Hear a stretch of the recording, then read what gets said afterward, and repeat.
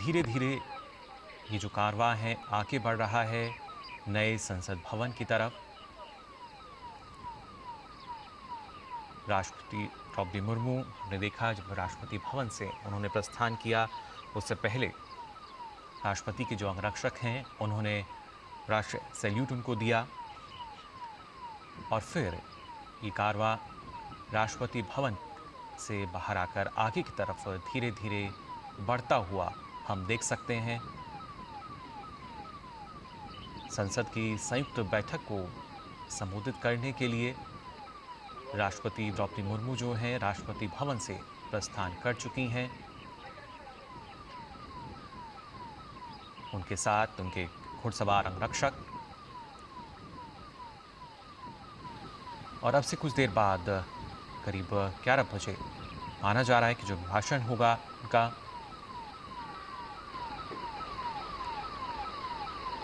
आप देख सकते हैं इन तस्वीरों में, इन तस्वीरों में सीधे तौर पर, हालांकि अब से पहले भी इस तरह की जो तस्वीरें हैं वो हमने देखी हैं, लेकिन हर बार ये तस्वीरें जो हैं अपने आप में काफ़ी अनूठी नज़र आती है। एक नयापन इन तस्वीरों में, वास्तुशिल्प का एक अद्भुत नमूना राष्ट्रपति भवन, और उसी से आगे अब प्रस्थान करता हुआ राष्ट्रपति द्रौपदी मुर्मू का ये कारवां।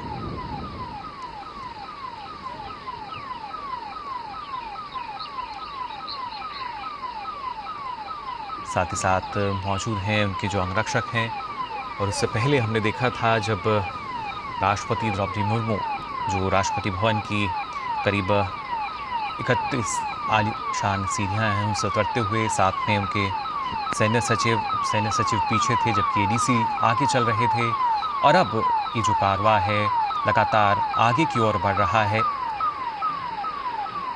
विजय चौक की तरफ और फिर नए संसद भवन की तरफ।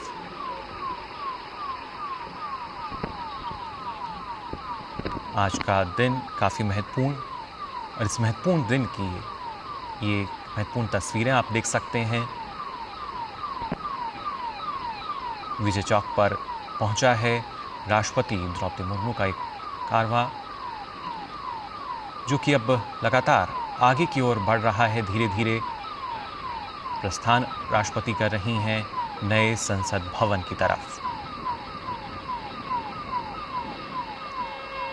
अब से कुछ देर बाद उनका अभिभाषण होगा।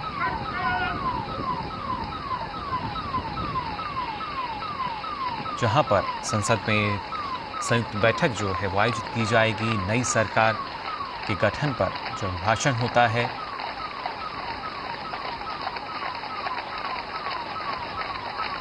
फिलहाल इन तस्वीरों में आप देख सकते हैं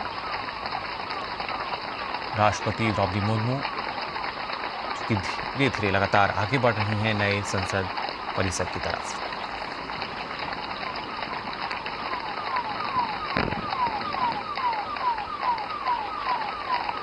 अपने आप में काफ़ी मनमोहक ये तस्वीरें, और ख़ासतौर से जिस तरीके से जो मौसम है वो भी आज खुशगवार नज़र आ रहा है। हालांकि जो देश की जनता है उनको इंतज़ार भी था कि राष्ट्रपति जब राष्ट्रपति भवन से प्रस्थान करेंगी तो क्या वो शाही बग्गी में नज़र आएंगी, लेकिन मौसम जिस तरह का है उसके चलते फिलहाल इन तस्वीरों में हम देख सकते हैं राष्ट्रपति द्रौपदी मुर्मू का जो कारवां है वो लगातार आगे बढ़ते हुए नए संसद भवन की तरफ। साथ ही राष्ट्रपति के घुड़सवार अंगरक्षक, जो कि भारतीय सेना की सबसे पुरानी रेजिमेंट, और ये तस्वीरों में आप देख सकते हैं। अब से कुछ देर बाद अभिभाषण होगा उनका, यानी जो संयुक्त बैठक है वो होगी। फिलहाल परिसर में यहाँ पहुँचते हुए राष्ट्रपति का ये कारवां।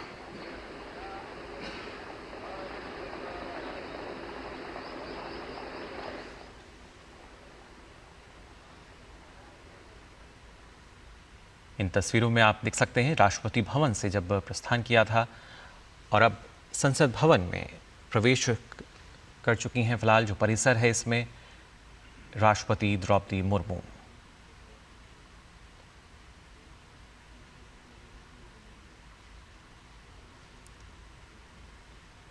संसद भवन में राष्ट्रपति का ये जो कारवां है प्रवेश करते हुए, और उससे कुछ देर बाद जैसा लगातार आपको हम बता रहे हैं जो अभिभाषण है वो होगा राष्ट्रपति का, जिसमें ना सिर्फ सरकार की जो नीतियां रही हैं किस तरीके से कारगर रहीं, बल्कि जो रोड मैप है वो क्या रहेगा, किस तरीके से देश हित में जो नीतियां हैं वो लागू की गई हैं, कितनी कारगर रही हैं, इसकी जानकारी वो साझा करेंगी।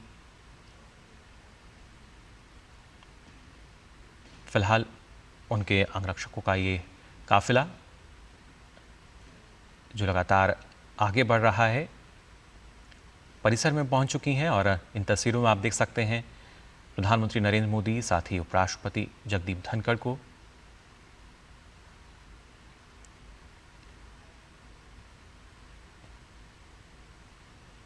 और अब राष्ट्रपति द्रौपदी मुर्मू भी संसद भवन परिसर में पहुंच चुकी हैं। उनकी आगवानी करेंगे और सदन के भीतर ले जाएंगे।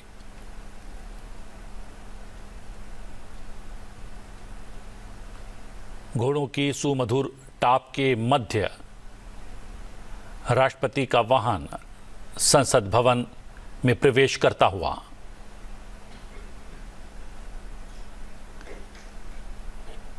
ये वो वाहन जिसमें राष्ट्रपति द्रौपदी मुर्मू हैं, और ये वाहन पूरे लाव लश्कर और कारवां के साथ संसद भवन पहुंचता हुआ।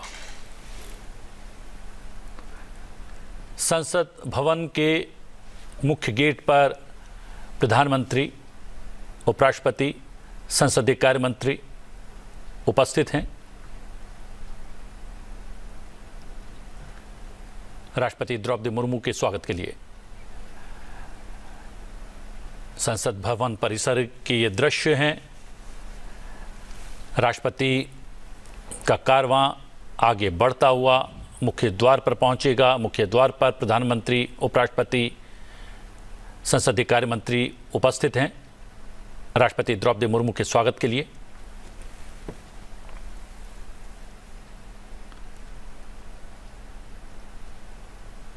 अठारहवीं लोकसभा में पहला अभिभाषण राष्ट्रपति द्रौपदी मुर्मू का अब से कुछ ही क्षणों बाद होने वाला है। राष्ट्रपति द्रौपदी मुर्मू का कारवां संसद भवन परिसर में आगे बढ़ता हुआ और मुख्य द्वार की ओर अग्रसर।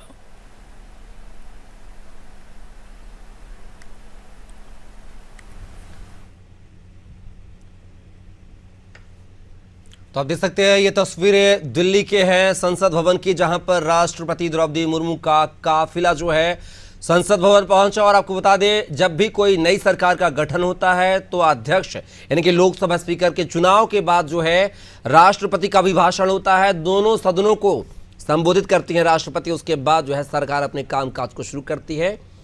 उसके राष्ट्रपति के अभिभाषण के पहले कोई भी कार्य नहीं होता है नई सरकार के गठन के बाद।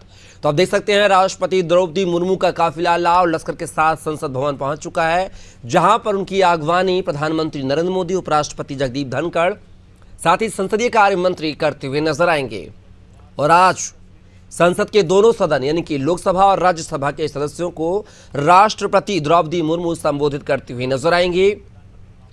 सरकार ने पिछले 5 साल में कैसा काम किया है, आगे आने वाले 5 सालों में क्या रोड मैप होगा, इसको लेकर वो संसद को संबोधित करेंगी। तो आप तस्वीरें देख सकते हैं, राष्ट्रपति द्रौपदी मुर्मू संसद भवन पहुंच चुकी हैं और देख सकते हैं उपराष्ट्रपति जगदीप धनखड़, प्रधानमंत्री नरेंद्र मोदी, लोकसभा स्पीकर ओम बिरला समेत संसदीय कार्य मंत्री सहित तमाम जो है नेता हैं वो राष्ट्रपति की आगवानी की है। तो ये तस्वीरें आप देख सकते हैं नए संसद भवन की तस्वीरें हैं, जहां पर राष्ट्रपति द्रौपदी मुर्मू संसद भवन पहुंची हैं। उनकी आगवानी प्रधानमंत्री नरेंद्र मोदी, उपराष्ट्रपति जगदीप धनखड़ और संसदीय कार्य मंत्री ने की है।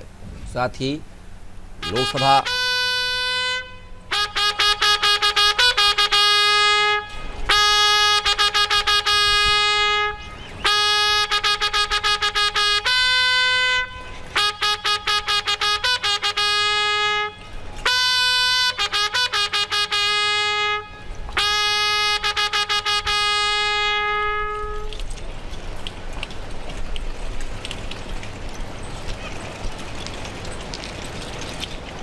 सलामी के पश्चात राष्ट्रपति तो आप देख सकते हैं यहाँ पर राष्ट्रपति ने जो है देश को सलामी दी। उसके बाद अब जो है संसद भवन के अंदर की ओर प्रस्थान कर चुके हैं। तस्वीरें आप देख सकते हैं, ये राष्ट्रपति भवन की तस्वीरें हैं, माफी चाहेंगे संसद भवन की तस्वीरें हैं, नए संसद भवन की तस्वीरें हैं जहां पर राष्ट्रपति द्रौपदी मुर्मू पहुंची हुई हैं। उनके साथ प्रधानमंत्री नरेंद्र मोदी, उपराष्ट्रपति जगदीप धनखड़। और बात की जाए पारंपरिक राजदंड सेंगोल की अगुवाई में निचले सदन यानी लोकसभा के कक्ष तक जाएंगी राष्ट्रपति द्रौपदी मुर्मू। ऐतिहासिक क्षण, ऐतिहासिक पल, ऐतिहासिक तस्वीरें सीधे संसद टीवी पर। तो आप देख सकते हैं, ये तस्वीरें आपको लाइव तस्वीरें दिखा रहे हैं। दिल्ली से संसद भवन की तस्वीरें हैं जहां पर राष्ट्रपति द्रौपदी मुर्मू संसद भवन की ओर प्रस्थान करते हुए नजर आ रही हैं। लाव लश्कर के साथ तमाम उनके जो सुरक्षा कर्मी उनके साथ नजर आ रहे हैं। तो ये देख सकते हैं अब लोकसभा की तरफ जो है प्रस्थान कर रही हैं। जो एक प्रोटोकॉल होता है संसद भवन का, राष्ट्रपति का जो प्रोटोकॉल होता है उसके तहत आप देख सकते हैं कदम ताल करते हुए राष्ट्रपति द्रौपदी मुर्मू राष्ट्रपति भवन से अब संसद पहुंच चुकी हैं और लोकसभा, तो आप देख सकते हैं ये लोकसभा सदन के अंदर जो है संसद भवन के अंदर प्रवेश करते हुए नजर आ रही हैं। तमाम जो सांसद हैं उन्होंने खड़े होकर राष्ट्रपति द्रौपदी मुर्मू का स्वागत किया है। ये तस्वीरें आप देख रहे हैं।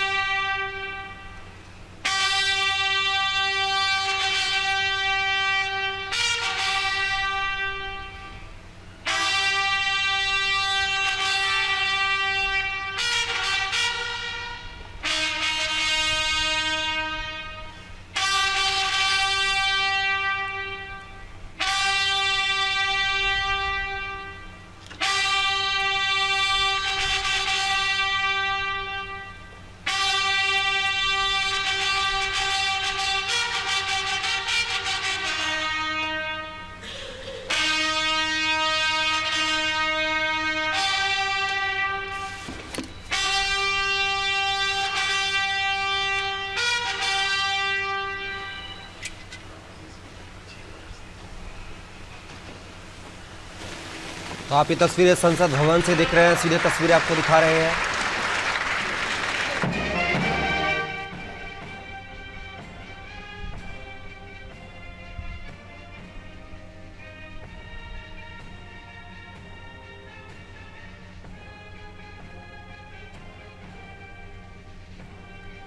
तो आप देख सकते हैं ये संसद भवन की तस्वीरें हैं जहां पर राष्ट्रगान बैंड की धुन पर जो है बजाते हुए नजर आ रहे सुरक्षाकर्मी। आप देख सकते हैं तमाम जो सांसद हैं, राहुल गांधी, मल्लिकार्जुन खड़गे, बीजेपी के तमाम सांसद, कांग्रेस के तमाम सभी दलों के जो सांसद हैं वो संसद भवन में मौजूद हैं और राष्ट्रपति द्रौपदी मुर्मू पहुंची हैं संसद भवन, जहां पर दोनों सदनों यानी कि लोकसभा और राज्यसभा को सदनों को संबोधित करेंगी। थोड़ी देर में राष्ट्रपति द्रौपदी मुर्मू का अभिभाषण होगा और उसके बाद जो है राष्ट्रपति द्रौपदी मुर्मू देश के लिए क्या कुछ हो चुका है, क्या कुछ होगा अगले 5 सालों में, कैसे सरकार काम करेगी, इन सभी मुद्दों को लेकर अभिभाषण पेश करते हुए नजर आएंगे।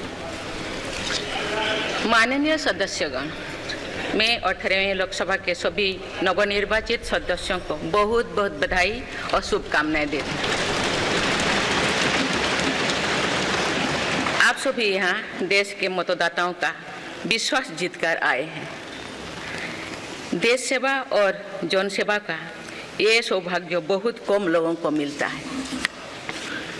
मुझे पूरा विश्वास है आप राष्ट्र प्रथम की भावना के साथ अपना दायित्व निभाएंगे, 140 करोड़ देशवासियों की आकांक्षाओं की पूर्ति का माध्यम बनेंगे। मैं श्री ओम बिरला जी को लोकसभा के अध्यक्ष की गौरवपूर्ण भूमिका के निर्वहन के लिए शुभकामनाएं देती हूँ। उनके पास सार्वजनिक जीवन का बहुत व्यापक अनुभव है। मुझे विश्वास है कि वे लोकतांत्रिक परंपराओं को अपने कौशल से नई ऊंचाई से देने में सफल होंगे। माननीय सदस्यगण, मैं आज कोटि कोटि देशवासियों को की तरफ से भारत के चुनाव आयोग का भी आभार व्यक्त करती हूँ। ये दुनिया का सबसे बड़ा चुनाव था। करीब 64 करोड़ मतदाताओं ने उत्साह और उमंग के साथ अपना कर्तव्य निभाया है। इस बार भी महिलाओं ने बढ़ चढ़कर मतदान में हिस्सा लिया है। इस चुनाव की बहुत सुखद तस्वीर जम्मू कश्मीर में भी सामने आए हैं। कश्मीर घाटी में वोटिंग के अनेक दशकों के रिकॉर्ड टूटे हैं।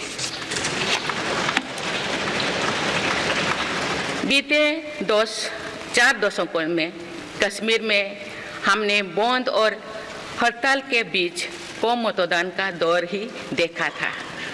भारत के दुश्मन इसको वैश्विक मंचों पर जम्मू कश्मीर की राय के रूप में दुष्प्रचारित करते रहे, लेकिन इस बार कश्मीर घाटी ने देश और दुनिया में ऐसे हार ताकत को करारा जवाब दिया है। पहली बार इस लोकसभा चुनाव में घर पर जाकर भी मतदान कराया गया है। मैं लोकसभा चुनाव से जुड़ी हर कर्मी को सराहना करती हूं और अभिनंदन करती हूं। माननीय सदस्यगण, 2024 के लोकसभा चुनाव की चर्चा आज पूरी दुनिया में हो रही है। दुनिया देख रही है कि भारत के लोगों में लगातार तीसरी बार स्थिर और स्पष्ट बहुमत की सरकार बनाई है।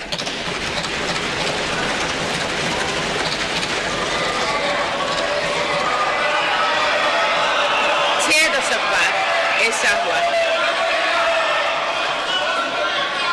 6 दशक बाद ऐसा हुआ है। ऐसा समय में जो भारत के लोगों की आकांक्षाएं सर्वोच्च स्तर पर है, लोगों ने मेरी सरकार पर लगातार तीसरी बार भरोसा जताया है।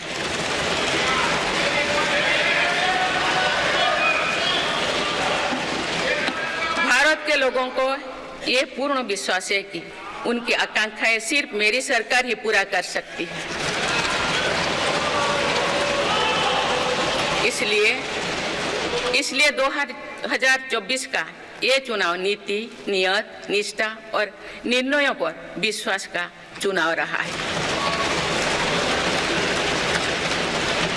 मजबूत और निर्णायक सरकार में विश्वास, सुशासन, स्थिरता और निरंतरता में विश्वास, ईमानदारी और कड़ी मेहनत में विश्वास, सुरक्षा और समृद्धि में विश्वास, सरकार की गारंटी और डिलीवरी पर विश्वास, विकसित भारत के संकल्प में विश्वास। मेरी सरकार ने 10 वर्षों से सेवा और सुशासन का जो मिशन चलाया है, ये उस पर मुहर है। ये जनादेश है कि भारत की विकसित बनाने का काम बिना रुके चलता रहे और भारत अपने लक्ष्यों की प्राप्ति करते रहे।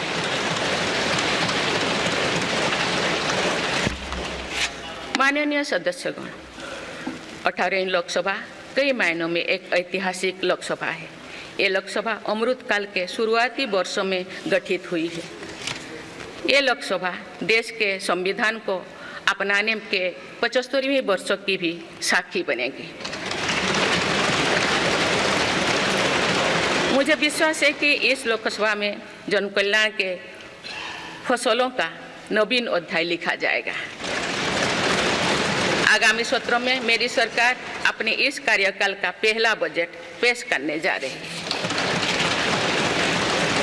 ये बजट सरकार की दूरगामी नीतियों और फ्यूचरिस्टिक विजन का एक प्रभावी दस्तावेज होगा।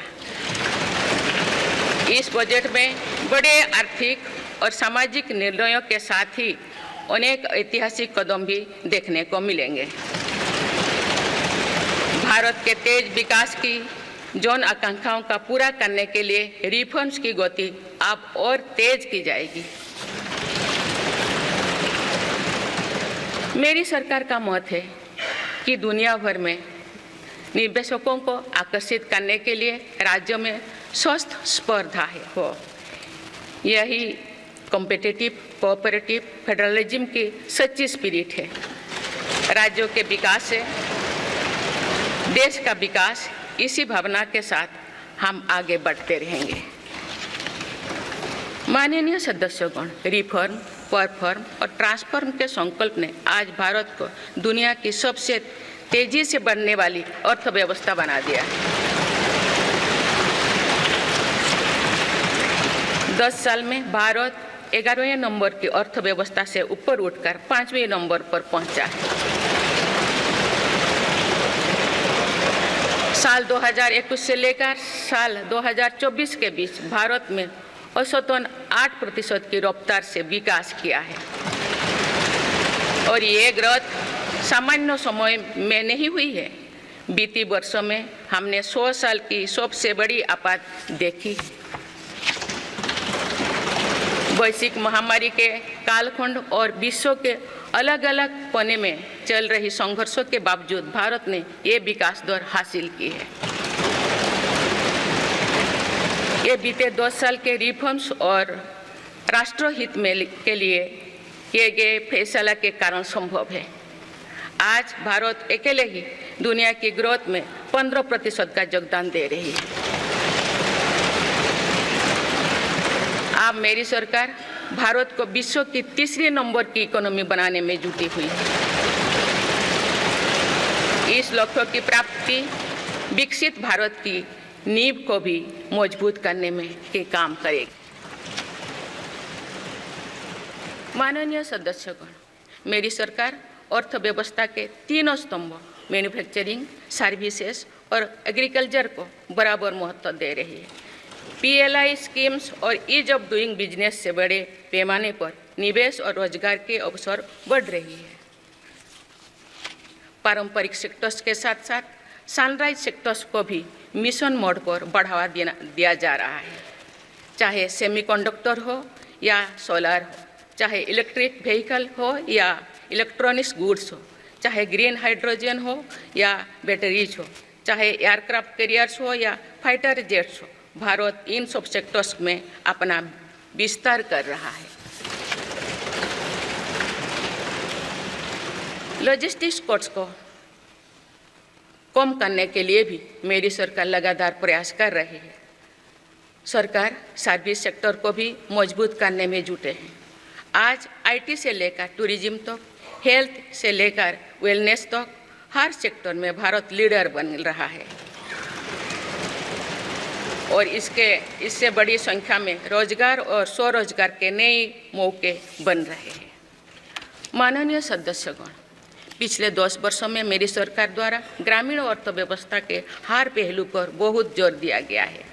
गांव में कृषि आधारित उद्योगों, डेयरी और फिशरीज आधारित उद्योगों का विस्तार किया जा रहा है। इसमें भी सहकारिता को प्राथमिकता दी गई है। सरकार किसानों उत्पाद संघ, FPO और FACTS जैसे सरकारी संगठनों का एक बड़ा नेटवर्क बना रही है। छोटे किसानों की बड़ी समस्या भंडारण से जुड़े होती है, इसलिए मेरी सरकार ने सहकारिता क्षेत्र में दुनिया की सबसे बड़ी भंडारण योजना पर काम शुरू कर चुकी है। किसान अपने छोटे खर्चे पूरे करने के लिए इसके लिए PM किसान सम्मान निधि के तहत उन्हें 3,20,000 करोड़ रुपये से ज़्यादा राशि दे सकते। मेरी सरकार के नए कार्यकाल के शुरुआत दिनों से ही किसानों को 20,000 करोड़ रुपया से अधिक की राशि ट्रांसफर की जा चुकी है। सरकार ने खरीफ फसलों के लिए MSP में भी रिकॉर्ड वृद्धि की है। माननीय सदस्यगण, आज का भारत अपनी वर्तमान जरूरतों को ध्यान में रखते हुए अपनी कृषि व्यवस्था में बदलाव कर रहा है। हम ज़्यादा से ज़्यादा आत्मनिर्भर हो और ज़्यादा से ज़्यादा निर्यात से किसानों की आमदनी बढ़े, इस सोच के साथ नीतियाँ बनाई गई है, निर्णय लिए गए हैं। जैसे भारत दलहन और तिलहन में दूसरे देशों पर निर्भरता कम करने के लिए देश के किसानों को हर संभव मदद दे रहे हैं। ग्लोबल मार्केट में किस तरह के फूड प्रोडक्ट की डिमांड ज़्यादा है, इसके आधार पर नई रणनीति बनाई जा रही है। आजकल ऑर्गेनिक उत्पादों को लेकर दुनिया में डिमांड तेजी से बढ़ रही है। भारत के किसानों के पास इस डिमांड को पूरा करने के पूरा भरपूर क्षमता है। इसलिए सरकार प्राकृतिक खेती और इससे जुड़ी उत्पादों की सप्लाई चेन को सशक्त कर रही है। ऐसे प्रयासों से किसानों का खेती पर होने वाला खर्च भी कम होगा और उनकी आय भी और बढ़ेगी।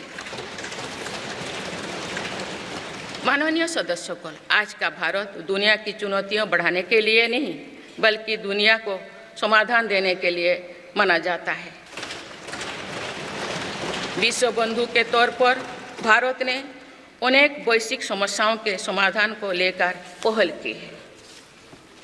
जलवायु परिवर्तन से लेकर खाद्य सुरक्षा तक, पोषण से लेकर सस्टेनेबल एग्रीकल्चर तक हम अनेक समाधान दे रही है। हमारे मोटे अनाज श्रीअन्न की पहुंच सुपर फूड के तौर पर दुनिया के कोने कोने में हो, इसके लिए भी अभियान चल रहा है। भारत की पहल पर पूरी दुनिया ने वर्ष 2023 में इंटरनेशनल मिलेट्स ईयर मनाया है। आपने देखा है, हाल ही में पूरी दुनिया ने अंतर्राष्ट्रीय योग दिवस भी मनाया है।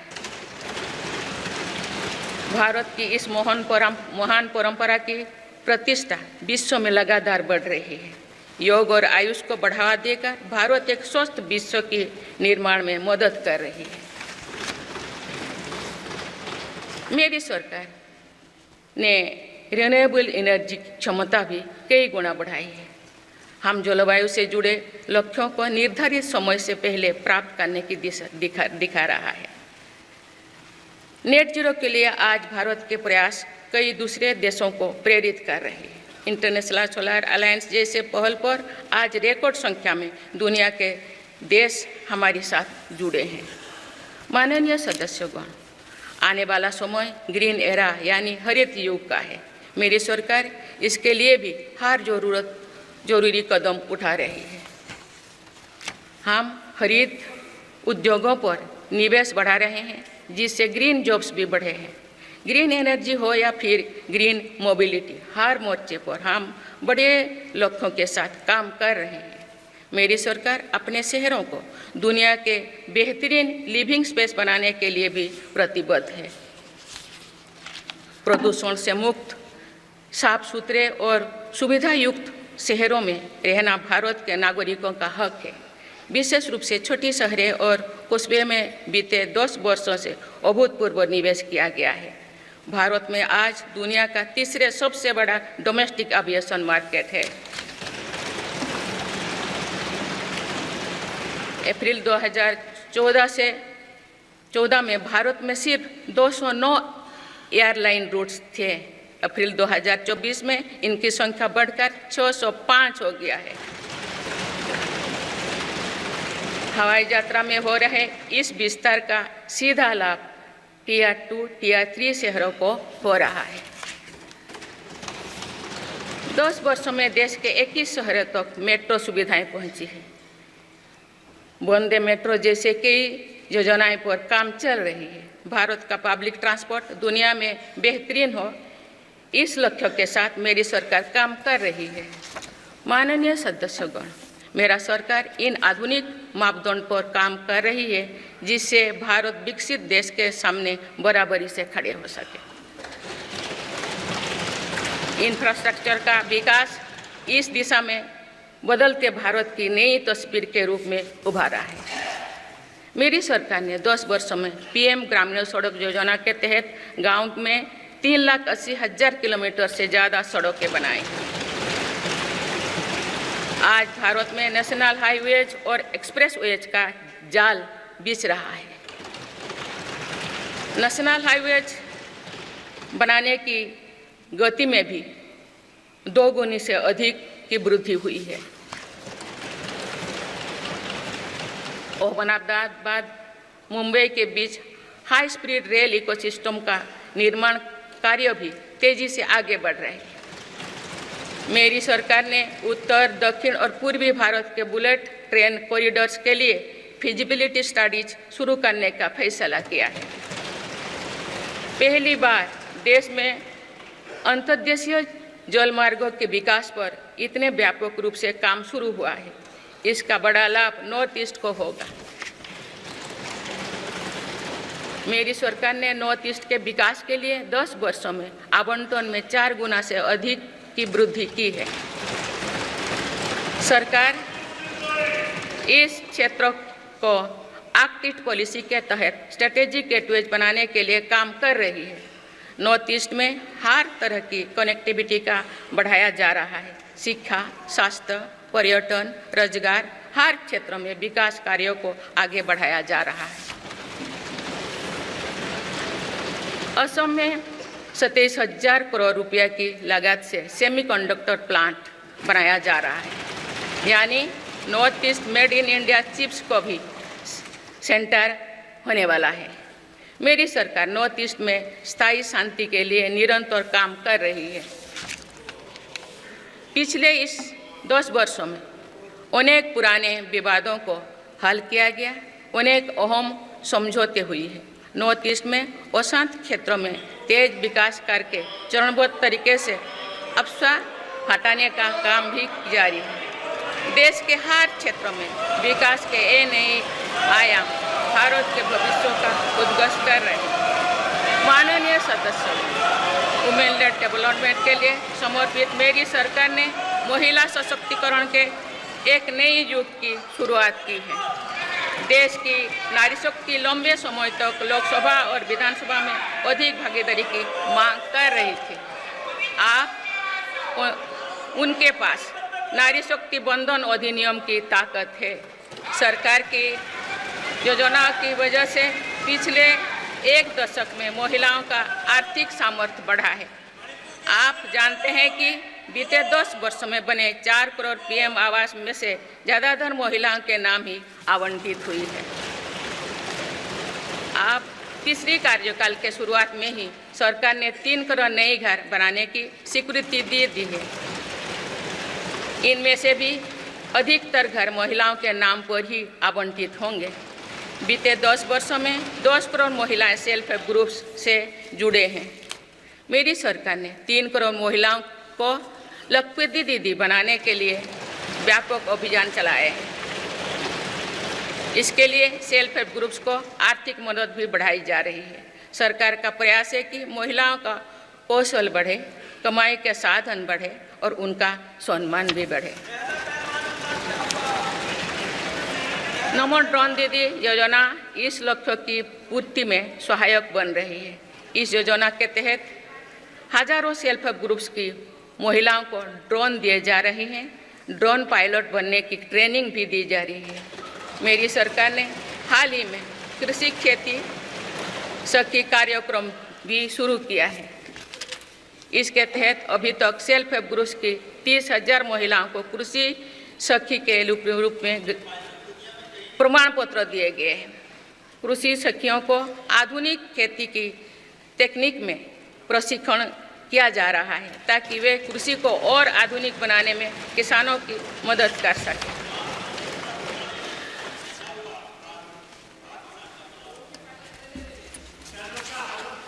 माननीय सदस्यगण,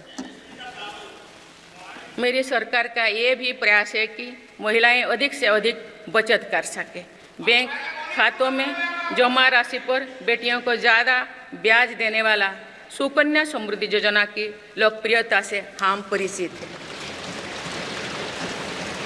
मुफ्त राशन और सस्ते गैस सिलेंडर की योजना से महिलाओं को बहुत लाभ हो रहा है। अब मेरी सरकार बिजली का बिल जीरो करने और बिजली बेचकर कमाई करने की योजना भी लाई है। पीएम सूर्यघर मुफ्त बिजली योजना के तहत घर की छत पर सोलर पैनल लगाए जा रहे हैं। इसके लिए मेरी सरकार प्रति परिवार 78,000 रुपया तक की मदद कर रही है। इतने कम समय में 1 करोड़ से ज़्यादा परिवार इन योजना में रजिस्टर कर चुके हैं। जिन घरों में सोलर पैनल लग चुके हैं, अब वहां बिजली का बिल जीरो हो गया है। माननीय सदस्यगण, विकसित भारत का निर्माण तभी संभव है जब देश के गरीब, युवा, नारी शक्ति और किसान सशक्त होंगे। इसलिए मेरी सरकार की योजनाओं में सर्वोच्च प्राथमिकता इन्हीं 4 स्तंभों को दी जा रही है। हमारी कोशिश इन तो हर सरकारी योजना का लाभ पहुंचाने की है और यही सैचुरेशन को की अप्रोच भी है। जो भारत इस इच्छा शक्ति के साथ काम कर रही है कि सरकारी योजना से एक भी व्यक्ति छूटे नहीं, तो इसका लाभ सभी को होता है। सरकार की योजनाओं एवं सैचुरेशन अप्रोच के कारण ही 10 वर्षों में 25 करोड़ भारतीय गरीबी से बाहर निकले हैं। इसमें अनुसूचित जाति, अनुसूचित जनजाति, पिछले वर्ग, हर समाज, हर क्षेत्र के परिवार है। 10 वर्षों में लास्ट माइल डिलीवरी पर फोकस ने इन वर्गों का जीवन बदल दिया है। विशेषकर आदिवासी समाज में ये बदलाव और भी स्पष्ट नजर आ रहा है। 24,000 करोड़ रुपया से अधिक की पीएम जनमन जैसी योजना आज अति पिछड़े जनजातीय समूह के उत्थान का माध्यम बन रही है। सरकार पीएम सूरज पटल के माध्यम से वंचित वर्गों तक आजीविका के अवसरों को पहुंचाने के लिए सुलभ ऋण भी उपलब्ध करा रही है। मेरी सरकार दिव्यांग भाइयों और बहनों के लिए किफायती और स्वदेशी सहायक उपकरण विकसित कर रही है। देश भर में प्रधानमंत्री दिव्याशा केंद्रों का भी विस्तार किया जा रहा है। वंचितों की सेवा का ये संकल्प ही सच्चा सामाजिक न्याय है। माननीय सदस्यगण, देश की श्रम शक्ति के सम्मान के लिए श्रमिक बंधुओं का कल्याण और सशक्तिकरण मेरी सरकार की प्राथमिकता है। मेरी सरकार श्रमिकों के लिए सामाजिक सुरक्षा योजनाओं को एकीकृत कर रही है। डिजिटल इंडिया तथा डाकघरों के नेटवर्क का उपयोग करके दुर्घटना और जीवन बीमा के कवरेज को बढ़ाने का काम हो रहा है। पीएम स्वनिधि का विस्तार किया जाएगा और ग्रामीणों और सेमी अर्बन क्षेत्रों के रेहड़ी पटरी वाले भाइयों बहनों को भी इसके दायरे में लाया जाएगा। माननीय सदस्यगण, बाबा साहेब डॉक्टर भीमराव अंबेडकर का मानना था कि किसी भी समाज की प्रगति समाज के निचले तबके की प्रगति पर निर्भर करती है। पिछले 10 वर्षों में राष्ट्र की उपलब्धियों और विकास का आधार गरीब का सशक्तिकरण रहा है। मेरी सरकार ने पहली बार गरीब को ये एहसास करवाया कि सरकार उनकी सेवा में है। कोरोना के कठिन समय में सरकार ने 80 करोड़ लोगों को मुफ्त राशन देने के लिए पीएम गरीब कल्याण अन्न योजना शुरू की। इस योजना का लाभ उन परिवारों को भी मिल रहा है जो गरीबी से बाहर निकले हैं, ताकि उनके कदम वापस पीछे ना जाए। स्वच्छ भारत अभियान में भी गरीब के जीवन की गरिमा से लेकर उसके स्वास्थ्य तक का राष्ट्रीय महत्व का विषय बनाया है। पहली बार देश में करोड़ों गरीबों के लिए शौचालय बनाया गया है। ये प्रयास हमें आश्वस्त करते हैं कि देश आज महात्मा गांधी के आदर्शों का सच्चे अर्थों में अनुसरण कर रहा है। मेरी सरकार 55 करोड़ लाभार्थियों को आयुष्मान भारत योजना के तहत मुफ्त स्वास्थ्य सेवाएं भी उपलब्ध करवाए हैं। देश में 25,000 जन औषधि केंद्रों को खोलने का काम भी तेजी से चल रहा है। आप इस क्षेत्र में सरकार एक और निर्णय लेने जा रही है। आप आयुष्मान भारत योजना के तहत मुफ्त इलाज का लाभ 70 वर्ष से अधिक उम्र के सभी बुजुर्गों को भी मिलेगा। माननीय सदस्यगण, अक्सर विरोधपरक मानसिकता और संकीर्ण स्वार्थ के कारण लोकतंत्र की मूल भावना का बहुत अहित हुआ है। इसका प्रभाव संसदीय प्रणाली पर भी पड़ता है और देश की विकास यात्रा पर भी पड़ता है। देश में कई दशकों तक अस्थिर सरकार के दौर में कई सरकारें चाहते हुए भी ना रिफॉर्म कर पाए और ना ही आवश्यक निर्णय ले पाए। भारत की जनता ने निर्णायक बनकर इस स्थिति को बदला है। बीते 10 वर्षों में ऐसे अनेक रिफॉर्म्स हुई है जिनका बहुत लाभ देश को आज मिल रहा है।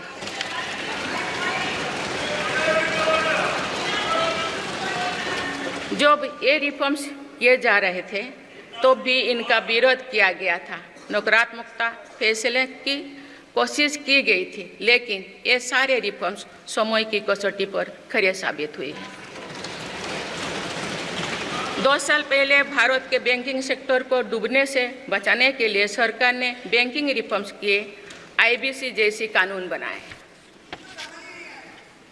आज इन्हीं रिफॉर्म्स ने भारत के बैंकिंग सेक्टर को दुनिया के सबसे मजबूत बैंकिंग सेक्टर में से एक बना लिया है। हमारे सार्वजनिक क्षेत्रों के बैंक आज मजबूत और लाभदायक है। सार्वजनिक क्षेत्रों के बैंकों के लाभ 2023-24 में 1.4 लाख करोड़ रुपये को पार कर गया, जो पिछले वर्षों की तुलना में 35% अधिक है। हमारे बैंकों की मजबूती उन्हें ऋण आधार का विस्तार करने और राष्ट्र के आर्थिक विकास में योगदान करने के लिए सक्षम बनाती है। सरकारी बैंकों का NPA भी लगातार कम हो रही है। आज SBI रिकॉर्ड मुनाफे पर है। आज LIC पहले से कहीं अधिक मजबूत है। आज HAL भी देश की डिफेंस इंडस्ट्री को ताकत दे रही है। आज GST भारत की इकोनॉमी को फॉर्मलाइज करने का, व्यापार कारोबार को आसान बनाने का माध्यम बना रहे हैं। अप्रैल महीने में पहली बार GST कलेक्शन ने 2 लाख करोड़ रुपये का स्तर पार कर गया है। इससे राज्यों की आर्थिक ताकत भी बढ़ी है। डिजिटल इंडिया और डिजिटल पेमेंट्स के प्रति भी आज पूरा विश्व आकर्षित हो रही है। माननीय सदस्यगण, एक सशक्त भारत के लिए हमारे सैन्य बलों में आधुनिकता जरूरी है। युद्ध की स्थिति में हम सर्वश्रेष्ठ रहें, इसके लिए सेनाओं में रिफॉर्म्स की प्रक्रिया निरंतर जारी रहनी चाहिए। इसी सोच के साथ मेरी सरकार ने बीते 10 वर्षों में डिफेंस सेक्टर में अनेक बनाने के कई महत्वपूर्ण कदम उठाए हैं। ऑर्डिनेंस फैक्ट्रीज के रिफॉर्म से डिफेंस सेक्टर को बहुत लाभ हुआ है। 40 से अधिक ऑर्डिनेंस फैक्ट्रीज को 7 निगमों में संगठित करने से उनकी क्षमता और दक्षता दोनों बढ़ी है। ऐसे ही रिफॉर्म्स के कारण भारत आज 1 लाख करोड़ रुपये से अधिक की डिफेंस मैन्युफैक्चरिंग कर रहा है। पिछले एक दशक में हमारे डिफेंस एक्सपोर्ट 18 गुना अधिक होकर 21,000 करोड़ रुपया तक पहुंच चुका है। फिलीपींस के साथ ब्रह्मास मिसाइल का रक्षा सौदा डिफेंस एक्सपोर्ट के क्षेत्र में भारत की पहचान मजबूत कर रहा है। सरकार ने युवाओं और उनके स्टार्टअप्स को बढ़ावा देकर आत्मनिर्भर डिफेंस सेक्टर की मजबूत नींव तैयार की है। मेरी सरकार उत्तर प्रदेश और तमिलनाडु में 2 डिफेंस कॉरिडोर्स भी विकसित कर रही है। हम सभी के लिए एक खुशी की बात है कि पिछले वर्ष हमारी सैन्य जरूरतों की लगभग 70% खरीद भारतीय उद्योगों से ही की गई है। हमारी सेनाओं ने 500 से अधिक सैन्य साजो सामान को विदेशों में नहीं मंगाना तय किया है। ये सभी हथियार और उपकरण अब सिर्फ भारतीय कंपनियों से ही खरीद की जाएगी। मेरी सरकार ने सैनिकों के हितों को भी हमेशा प्राथमिकता दी है। तभी 4 दशक के बाद 1 रैंक 1 पेंशन को लागू किया गया है। इसके तहत अब तक 1,20,000 करोड़ रुपया दिए जा चुके हैं। शहीद सैनिकों के सम्मान के लिए सरकार ने कर्तव्य पथ के एक छोर पर नेशनल वॉर मेमोरियल की स्थापना भी की है। ये प्रयास केवल वीर जवानों के प्रति कृतज्ञ राष्ट्र का नमन ही नहीं है, बल्कि राष्ट्र प्रथम की अनवरत प्रेरणा का स्रोत भी है।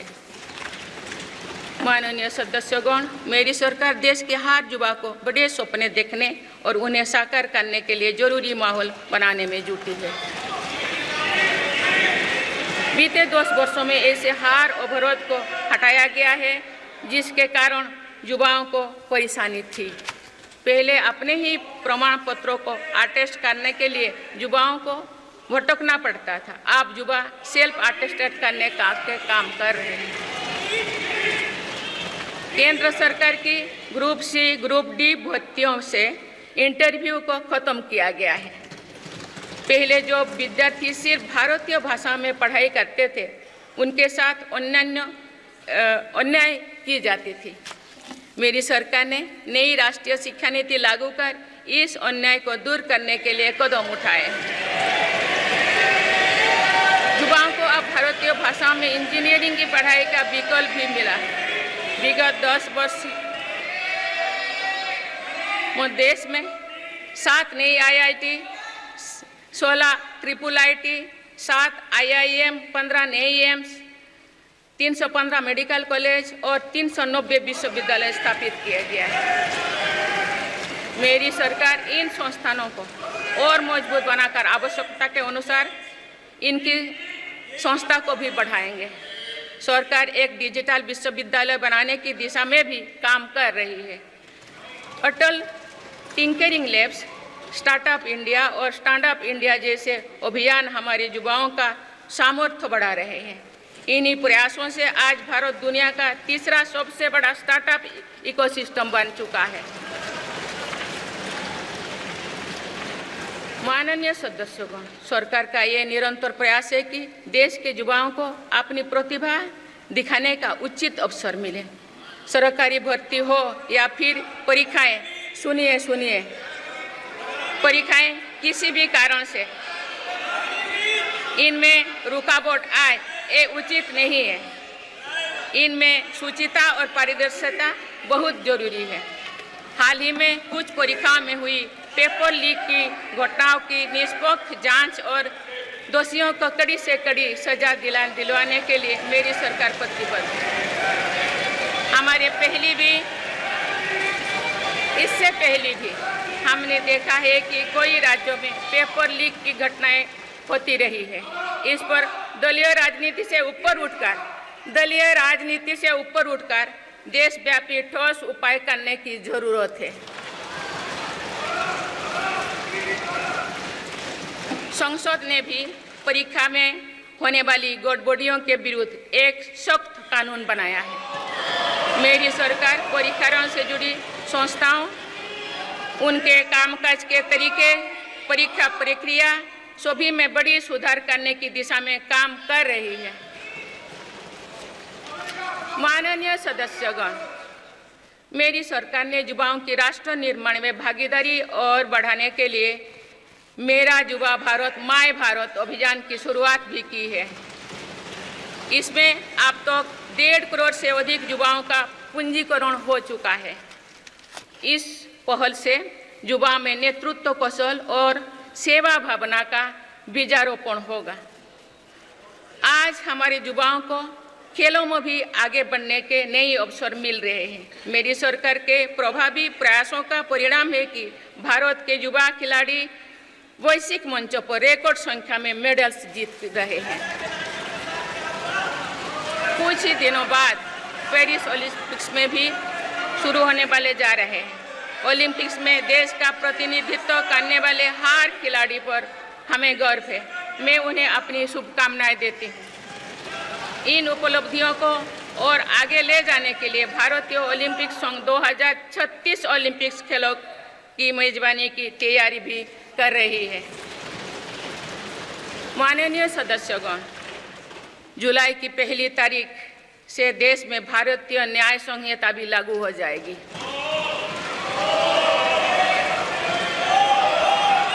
अंग्रेजी राज में गुलामों को दौड़ देने की मानसिकता थी। दुर्भाग्य से आज़ादी के अनेक दशकों तक गुलामी के दौर की यही दंड व्यवस्था चलती रही। इसे बदलने की चर्चा अनेक दशकों से की जा रही थी, लेकिन ये साहस भी मेरी सरकार ने ही करके दिखाए हैं। अब दंड की जगह न्याय को प्राथमिकता होगी, जो हमारे संविधान की भी भावना है। इन नई कानूनों से न्याय प्रक्रिया में तेजी आएगी। आज जो विदेश अलग अलग क्षेत्रों में गुलामी की मानसिकता से मुक्त पा रहे हैं, तो ये उस दिशा में बहुत बड़ा कदम है और ये हमारे स्वतंत्रता सेनानियों की सच्ची श्रद्धांजलि भी है। मेरा सरकार ने सीएए कानून के तहत शरणार्थियों को नागरिकता देना शुरू कर दिया है। इससे बंटवारे से पीड़ित अनेक परिवारों के लिए सम्मान का जीवन जीना तय हुआ है। जिन परिवारों को सीएए के तहत नागरिकता मिली है, मैं उनके बेहतर भविष्य की कामना करती हूँ।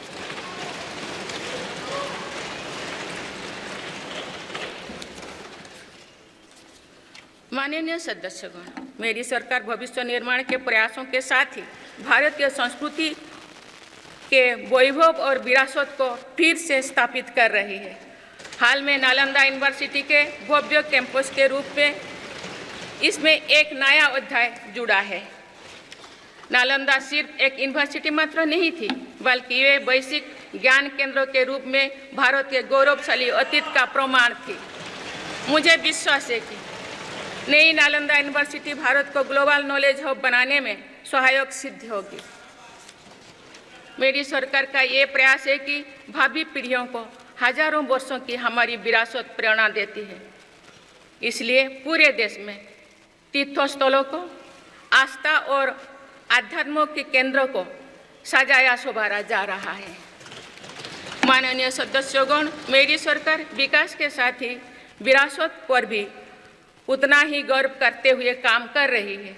विरासत पर गर्व का ये संकल्प आज अनुसूचित जाति, अनुसूचित जनजाति, वंचित वर्ग और सर्व समाज के गौरव का प्रतीक बन रहा है।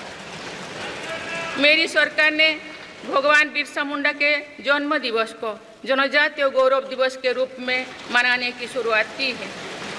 अब अगले वर्ष भगवान बिरसा मुंडा की 150वीं जयंती के पूरे देश में धूमधाम से मनाया जाएगा। देश रानी दुर्गावती की 500वीं जयंती को भी व्यापक स्तर पर मना रहा है। पिछले महीने ही देश ने रानी अहिल्याबाई होलकर की 300वीं जयंती का साल भर चलने वाला महोत्सव भी शुरू किया गया है। इससे पहले सरकार गुरु नानक देव जी का 550वां और गुरु गोविंद सिंह जी का 350वां प्रकाश पर्व भी धूमधाम से मना चुके हैं। एक भारत श्रेष्ठ भारत के भाव से काशी तमिल संगमम, सौराष्ट्र तमिल संगमम जैसी उत्सवों की परिपाटी भी मेरी ही सरकार ने शुरू की है। इन आयोजनों से हमारी नई पीढ़ियों को राष्ट्र निर्माण की प्रेरणा मिलती है और राष्ट्र पर गौरव का भाव और मजबूत होता है। माननीय सदस्यगण, हमारी सफलताएं हमारी साझी धरोहर है, इसीलिए उन्हें अपनाने में संकोच नहीं, स्वाभिमान होना चाहिए। आज अनेक सेक्टर्स में भारत बहुत अच्छा प्रदर्शन कर रहा है। ये उपलब्धियां हमें हमारी प्रगति और सफलताओं पर गर्व करने की अपार अवसर देती है। जो भारत डिजिटल पेमेंट्स के मामले में दुनिया में अच्छा प्रदर्शन करता है, तो हमें गर्व होना चाहिए। जो भारत के वैज्ञानिक चंद्रयान को चंद्रमा के दक्षिणी ध्रुव पर सफलता से उतारते हैं, तो हमें गर्व होना चाहिए।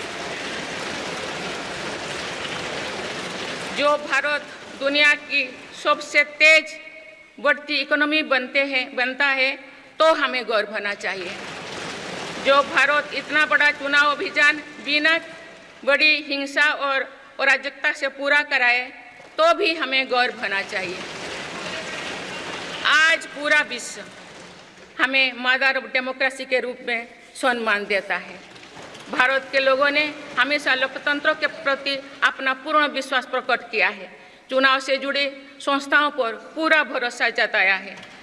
स्वस्थ लोकतंत्र को बनाए रखने के लिए हमें इस विश्वास को सहेज कर रखना है, इसकी रक्षा भी करना है। हमें याद रखना होगा, लोकतांत्रिक संस्थाओं और चुनावी प्रक्रिया पर लोगों के विश्वास को चोट पहुंचाना उसी डाल को काटना जैसे जिस पर हम सब बैठे हैं। हमारे लोकतंत्रों की विश्वसनीयता को ठेस पहुंचाने की हर कोशिश की सामूहिक आलोचना होना चाहिए। हम सभी को वो दौर याद है जो बैलेट पेपर छीन लिया जाता था, लूट लिया जाता था। मतदान प्रक्रिया को सुरक्षित बनाने के लिए ईवीएम को अपनाने का फैसला किया गया था। पिछले कई दशकों में ईवीएम में सुप्रीम कोर्ट से लेकर जनता की अदालत तो हर कसौटी को पार किया है। माननीय सदस्यगण, मैं आप सभी सदस्यों से अपनी कुछ और चिंताएं भी साझा करना चाहती हूँ। मैं चाहूँगी कि आप सभी इन विषयों पर चिंतन मनन करके इन विषयों पर ठोस और सकारात्मक परिणाम देश को दें। आज की संचार क्रांति के युग है। में विघटनकारी ताकतें लोकतंत्र को कमजोर करने और समाज में दरार डालने की साजिश रच रहे हैं। ये ताकतें देश के भीतर भी है और देश के बाहर भी संचालित हो रहे हैं। इसके द्वारा अफवाह फैलाने का, जनता को भ्रम में डालने का, मिस इन्फॉर्मेशन का सहारा लिया जा रहा है। इस स्थिति को ऐसे ही बेरोक टोक नहीं चलने दिया जा सकता है। आज के समय में टेक्नोलॉजी हर दिन और उन्नत हो रही है। ऐसे में मानवता के विरुद्ध इनका गलत उपयोग बहुत घातक है।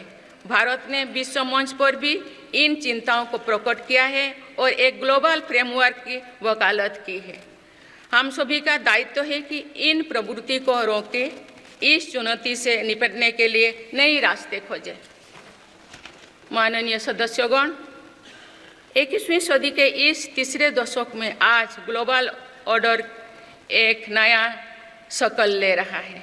मेरी सरकार के प्रयासों से आज भारत विश्व बंधु के रूप में दुनिया को नया भरोसा दे रही है। मानव केंद्रित अप्रोच रखने की वजह से भारत आज किसी भी संकट के समय फास्ट रेस्पॉन्डर और ग्लोबल साउथ की बुलंद आवाज़ बना है।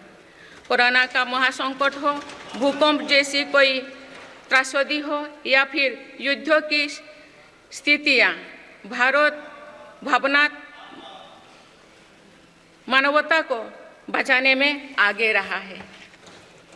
भारत को देखने का विश्व का नज़रिया कैसे बदला है, ये इटाली में हुई G7 समिट में भी हम सभी ने अनुभव किया है। भारत ने अपनी G20 अध्यक्षता के दौरान भी विश्व को अनेक मुद्दों पर एकजुट किया है। भारत की अध्यक्षता के दौरान ही अफ्रीकन यूनियन को G20 का स्थायी सदस्य बनाया गया है। इससे अफ्रीका महाद्वीप के साथ साथ पूरे ग्लोबल साउथ का भरोसा मजबूत हुआ है। नेबरहुड फास्ट पॉलिसी में चलते हुए भारत ने पड़ोसी देशों के साथ अपने रिश्तों को मजबूत किया है। 7 पड़ोसी देशों के नेताओं का 9 जून को केंद्रीय मंत्रिपरिषद के शपथ ग्रहण समारोह में भाग लेना मेरी सरकार की इस प्राथमिकता दर्शाते हैं। भारत सबका साथ सबका विकास की भावना के साथ इंडो पैसिफिक क्षेत्रों के देश के साथ भी सहयोग बढ़ा रही है।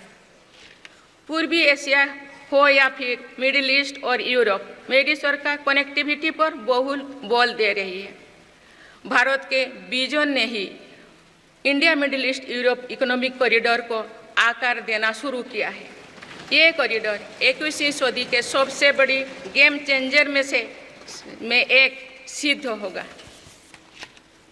माननीय सदस्यगण, आने वाला कुछ महीने में भारत एक गणतंत्र के रूप में 75वें वर्ष पूरी करने जा रहे हैं। भारत का संविधान बीते दशकों में हर चुनौती, हर कसौटी पर खरा उतरा है। जब संविधान बन रहा था तो भी दुनिया में ऐसे ताकतें थे जो भारत के असफल होने की कामना कर रही थी। देश में संविधान लागू होने के बाद भी संविधान पर अनेक बार हमले हुए हैं। आज 27 जून है। 25 जून 1975 को लागू हुआ आपातकाल संविधान पर सीधे हमले का सबसे बड़ा और काला अध्याय था।